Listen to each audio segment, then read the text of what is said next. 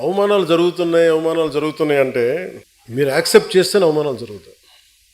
మిమ్మల్ని మీరు తగ్గించుకుంటేనే అవమానాలు జరుగుతాయి. నేను ఎప్పుడు మిమ్మల్ని తగ్గించమని నేను అడగట్లా. మనలో మన అనైక్యతే మిమ్మల్ని అవమానాలు గురి చేస్తుంది.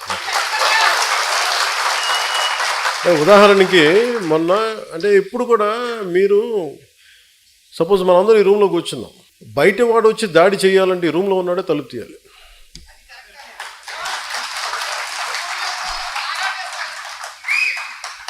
సో జనసేనకి నేను చాలాసార్లు చెప్తాను, నాకు ఎంత కష్టం ఉంటుందంటే నిజంగా ఒకసారి నేను మొన్న తమిళ్ పాలిటిక్స్ చూస్తున్నాను ఈ మధ్యన. వాళ్ళు ఎంత సుఖంగా చేశారా పాలిటిక్స్, ఎంత సుఖంగా చేశారు, నాకు అసూయ కలిగేంత సుఖంగా చేశారు. నేను 10 కటౌట్లు పెట్టుకుంటే గెలిచేశారు.